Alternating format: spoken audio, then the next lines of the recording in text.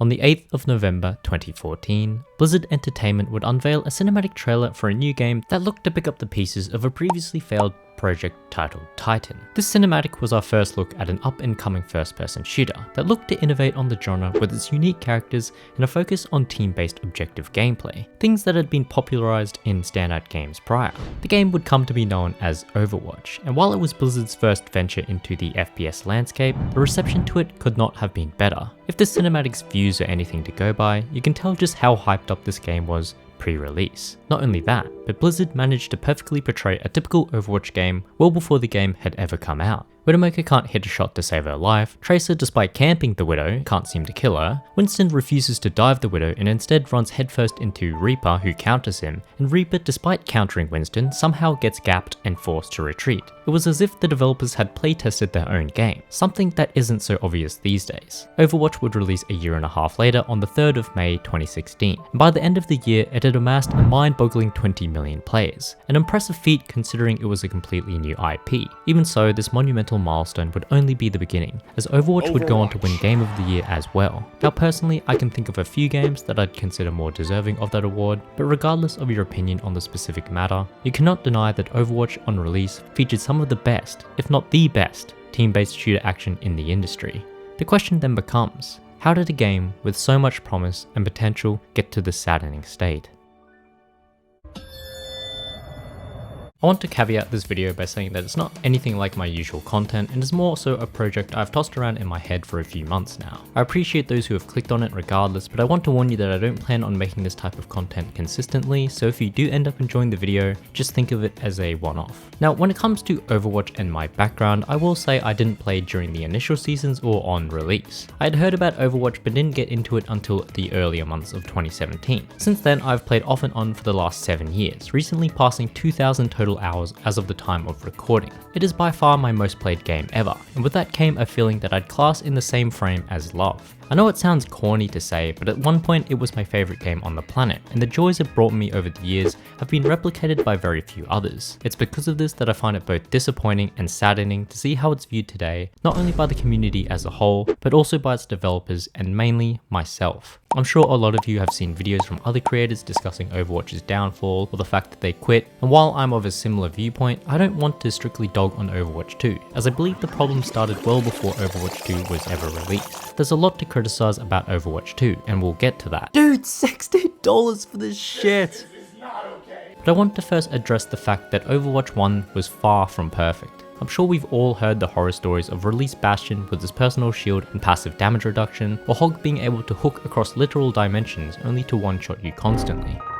I personally got to experience the joys of Hanzo's scatter arrow one-shotting tanks. It's the biggest piece of dog shit. Or even Mercy bringing back whole teams after you cleared them with her res. At the end of the day though, these were mainly cheesy gimmicks that resulted from poor balancing. The solutions to fixing them were fairly simple, and for the most part I think Blizzard did a fairly good job retuning these earlier monstrosities. When it comes to competitive games, balance has always been one of the most crucial aspects, and yet despite it being far from perfect in the early days of Overwatch, the game still thrived due to its addictive gameplay and its shift towards a more objective-based team system, which made it stand out from other shooters at the time. It's not hard to understand why so many people considered this period of Overwatch to be its peak. There was no role queue, allowing players the freedom to experiment with a unique cast of heroes. Seasonal events were still fresh and exciting, and you actually earned loot boxes that contained currency and skins just from playing the game. Going into 2018, the game, the community, and even the competitive scene was the best it had ever been, with the launch of the Overwatch League. Even if you aren't into esports, if you're a long-time player of Overwatch, you've without a doubt heard the names like XUC, Defran, Seagull, and Super, and seeing them all collide on the big stage over the years was mesmerizing. To this day, I remember that feeling I got when I saw London Spitfire take down the Philadelphia Fusion in front of a sold-out crowd in the inaugural season grand finals. And despite it proving that there was yet another game being dominated by the Koreans, it was exhilarating to watch.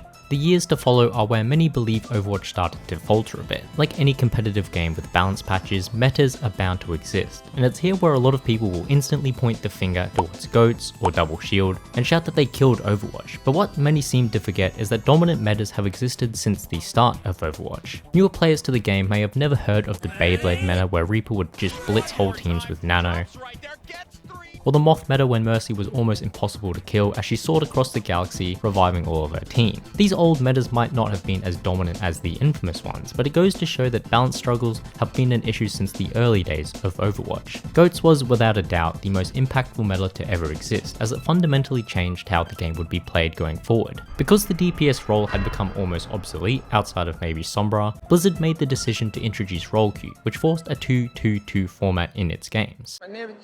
Now the reception to this change was fairly mixed, but in my personal opinion, I think it was a positive change, not only because it essentially killed off Goats, which was both boring to play and watch, but it also allowed players to pick the role they personally wanted to play instead of just loading into a game and having to pick tank because everyone else insta-locked DPS and heals. Nice. Obviously, there were some that didn't appreciate the change at all, but at its core, Overwatch had been designed with a 2-2-2 format in mind. Team composition, especially at higher ranks, is extremely important, and picking heroes that could cover each other's weaknesses often resulted in better results. This type of format gave rise to tank synergies, and it was this very foundation that made the game extremely fun. Pairing Winston and D.Va was like mixing peanut butter and jelly. Running Ryan Zarya on King's Row or other flat maps was like taking crack, as it required comms and timing to pull off aggressive pushes. And the camaraderie you shared with your main/off tank was one of the reasons I played so much tank in Overwatch 1. Unfortunately, it wasn't all sunshine and rainbows, as the main thing to come out of role queue was the infamous double shield meta. Although funnily enough, the double shield part of it wasn't the only reason it was so strong. I've avoided talking about a certain role up to this point, as I felt it would be best to discuss their impact on the game within this meta specifically. I'm referring to the support role, and more so its selection of heroes and their respective abilities. When Overwatch launched, the game only had 4 supports: Zen, Lucio, Mercy, and Symmetra. For argument's sake, I'll not mention Sim going forward, as she was kind of an outlier even back then. The other 3 would be joined by Ana a few months later when she was released as the first new hero. Now there's something in common with these 4 heroes, that being their skill ceilings. Each and every one of them had varying degrees of difficulty, with some being far easier to pick up and play than others. But to truly master them took a decent amount of skill. Lucio meant learning to wall ride, Ana needed good aim and a solid understanding of cooldown management, Zen required good positioning and target selection with his low survivability and discord orbs, and Mercy, who was the easiest, still needed mastery of her guardian angel movement. The supports to follow, however, featured none of these things. Moira would be the first to release in 2017, followed by Brig in 2018. These 2 probably have the lowest skill ceiling in the entire game. Not only do they require 0 aiming ability, but one can put out an immense amount of damage while also healing a ridiculous amount, while the other could stunlock you while healing her whole team. These 2 heroes are what made Goats meta so overpowered, as their constant AoE healing, combined with their damage output, kind of just allowed for teams to run over each other with a bunch of tanks. Brig was soon touted as the most cancer hero to ever exist, but it was her pairing with the newest additions of Baptiste and Sigma that would truly elevate Double Shield to its peak in 2019 and 2020. The combination of 2 shields plus a near constant stream of AoE healing from these supports meant that it was nearly impossible to break through. You'd even see offshoots of this comp, like the Bonker comp with a Bastion that's meant to just hold 1 point forever. Trying to dive in would get you a rock to the face, a halt back off the high ground, and a Brig stun all at once. Should you somehow manage to get Bastion to 1 HP, he'd then get a lantern from his Baptiste before rinsing you. It's safe to say a lot of people didn't enjoy this meta, but from a design standpoint, that wasn't a flaw with the format, but more so a flaw with the balancing around shields and the overpowered AoE healing. Even in this rickety state, Blizzard said fuck it and would release one last hero in the form of Echo before going MIA for what felt like a decade. At this point, the game was at its lowest it had ever been. Double Shield remained as the go-to team composition, with hardly any skill expression being possible in such a stale composition. Seasonal events had been recycled for 3 years at this point, and the lack of any new heroes or content slowly started to push players away from the game. At this point, I had taken a break from Overwatch to play other games like Fortnite, Apex Legends, and even reluctantly getting back into casual League for a bit. Yet despite its problems and its flaws, Overwatch was always that game my friends and I came back to. Even at its lowest point, there was something about it that was just so fun. It felt rewarding to pull off synergies and combos, to outplay opponents in dire situations, and to see that SR number fly up after a hard-fought victory. Despite its deteriorating state, we stuck with the game in hopes that Overwatch 2, which had been announced barely a year prior, could fix many of the issues that still plagued Overwatch 1. Like this fucking character! Overwatch 2 would release on the 4th of October 2022, and while the original had been met with universal acclaim, the exact opposite lay in wait for its sequel. This was obviously due in most part to the announcement that one of its core features, the PvE, had to be cancelled. Now I don't really want to spend too much time on this topic because honestly it's kind of a grey zone at this point. It mostly boils down to Blizzard being unable to deliver on their promises of a PvE mode, and while I was extremely disappointed to learn this, I still held out hope that the PvP at least would be astronomically better. I've heard people say that PvE would have saved Overwatch 2, but in my opinion, there's no way to know that. If the PvE was ass, then I'm sure the game would have been dunked on even harder than it already has been. If it was good, then maybe there'd be something to salvage and work with. But again, this is all just mere speculation and guesswork. Considering what we did eventually get as PvE content amounted to a pile of shit that to this day I have refused to finish, I can't say in hindsight that it would have changed much even if it had been released as promised. With that being said, I do want to take some time to highlight some of the positive aspects that came with Overwatch 2. And yes, I do believe a few exist. One of the biggest things was the removal of 2CP. Now in return we got a new mode called Push, and love it or hate it, if you're seriously going to tell me you'd rather play a match on Horizon Lunar Colony, or Paris, or 20 rounds on Volskaya Industries, then I don't know what to tell you, other than you're a masochist. 2CP was a clusterfuck of a mode that either had you getting steamrolled or held for 4 minutes straight as the defending team flocked in over and over to stall. Overwatch 2 also saw the game going free to play, which meant more accessibility and opportunity for new players to try the game out. I will also say that the scheduling and release of new content in the form of maps and heroes has been far more consistent than it was in Overwatch 1. And for the most part, I actually like the designs of many of the newer heroes as they're quite fun and have the potential to work in unique and interesting ways when paired with one another. But by far the biggest benefit to the new 5v5 format was the reduction in queue times across the board. All of these things seem like pure benefits at face value, but all of them outside of maybe 2CP being sent to the graveyard came with a new breed of problems. Switching to a free-to-play model also meant turning to the dark side of microtransactions. I do dearly miss the era in which we could earn credits and skins just from playing the game, but hey, if this is what needs to be done in order to keep the game and servers running, so be it. I've kind of gotten to the point where I don't actually care if the game has a battle pass, if it's purely cosmetic based. If I like the theming,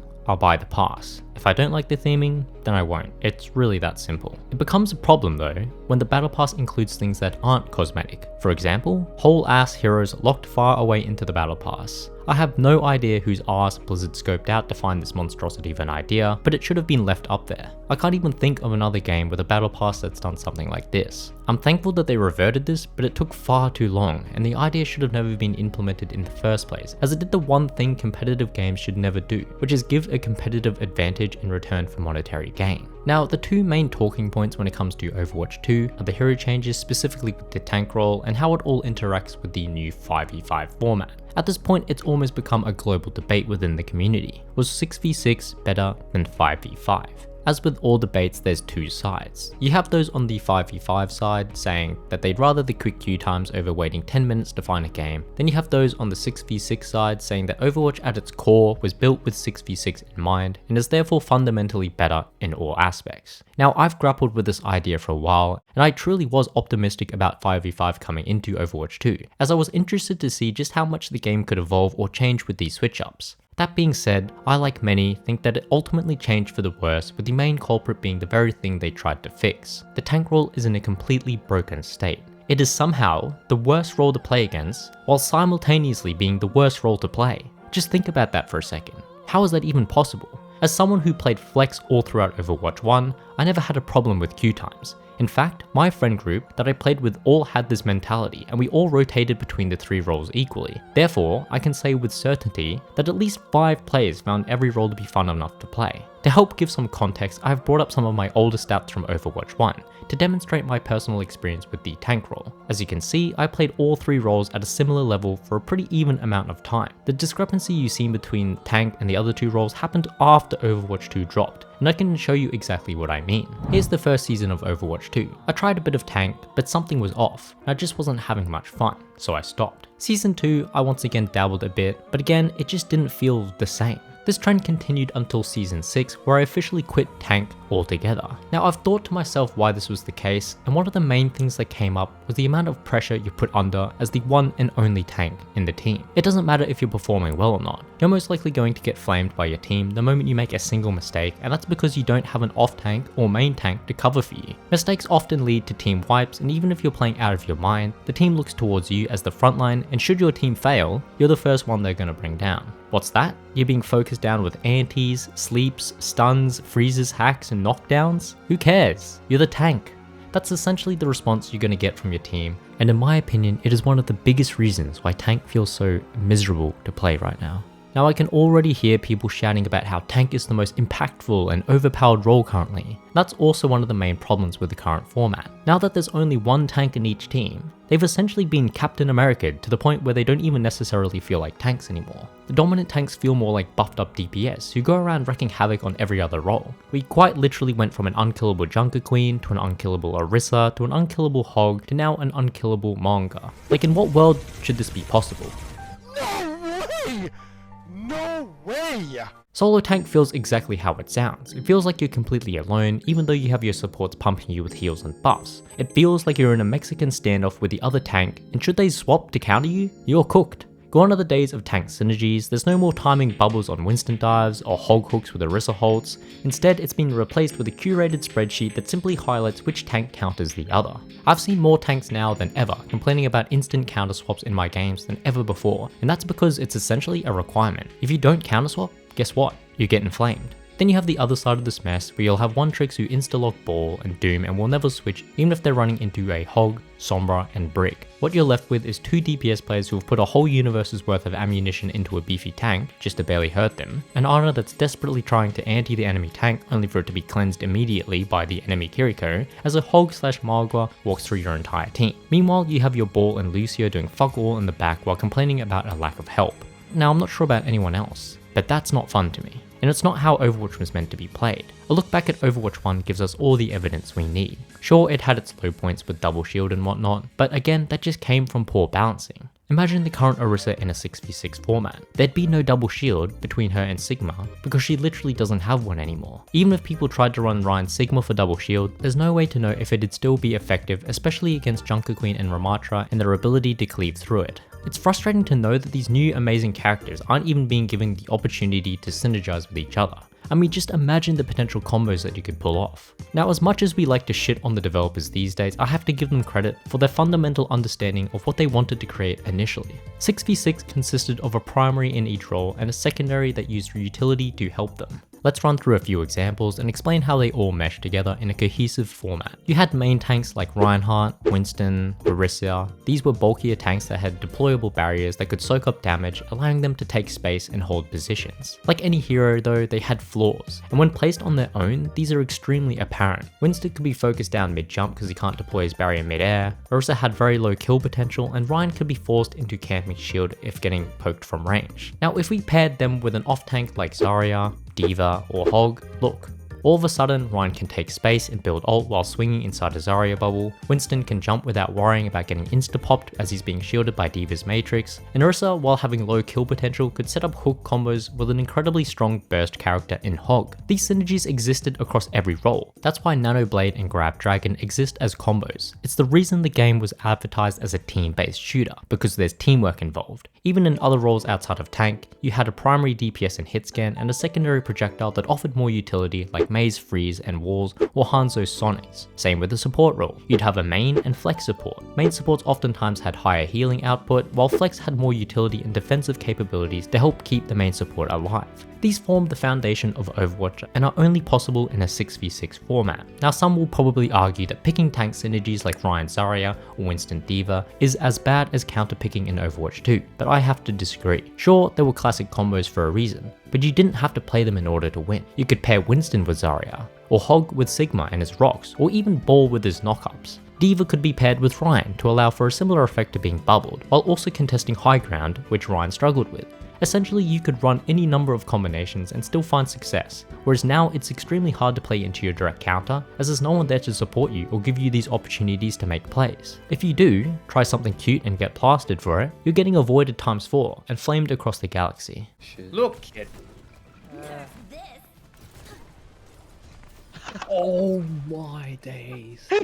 If we strip away all the jargon talk though and simply ask which game mode was more fun, I'd have to say 6v6. Now that's personally my opinion, and you're free to disagree, but as someone whose highest rank was tank in Overwatch 1, having to quit the role altogether was both frustrating and sad. I can assure you, if you were to do the same thing with any other role, the impact would have been just as bad. Imagine playing Zen in a one support format. How the fuck are you going to do anything? They'd have to give Zen godlike abilities to even be relevant, and the same could be said about any hero if they were left by themselves. You have all these unique and interesting heroes with lore, but half of them feel ass to play. Ryan just gets dunked on and juggled around by everyone. Orisa is annoying but useless, and Doom is just there. At least Overwatch 1 lasted for years before it got to this point. Overwatch 2 in comparison is already at this point barely a year and a half in. To be top 500, you know, the top 500 people in your region, period. You only need to be Masters 3. Like what? When has that ever been the case in Overwatch 1? With the leaderboards in such a state, the Overwatch League being nuked, and players leaving the game left and right, it's no wonder people are calling the game dead, at least in a competitive state. If there was one thing I'd wish from Blizzard, it'd be to just give 6v6 a chance. Tune down the tanks a bit, but leave their kits as is. I meant it when I said I love the new designs for these heroes, I just don't think they work in a one tank format. Just trial run it for a season, I beg of you. We were promised a lot of things with Overwatch 2, and what we got was essentially a 1.0 patch, with updated visuals, better gun sounds, a worse HUD, copious amounts of microtransactions, a trash progression and ranking system, bad matchmaking, the removal of those cool stats cards, and a format change that tried and failed to reinvent a game that had been built on a completely different foundation. I will say the modes like Prop Hunt have been fun to play around with, but in terms of actual consistent modes, there's just nothing outside of 5v5. Arcade modes is stale, the workshop is lackluster, and competitive is repetitive. While other games like League and Fortnite continue to develop new addicting game modes for everyone to enjoy, Overwatch is still stuck in that desert sandstorm, begging, hoping for that drop of water that honestly might never come. Even after saying all that though, I want to say thank you. There's been incredible highs and depressingly low lows. Oh, this is so. I'm getting off the shit game. But at the end of the day, I love Overwatch for what it's done for me, the joys it's brought me and the friendships I've built while playing it. I truly do wish the best for this game, and it's disheartening as a lifelong fan to see it crumble to such a miserable state.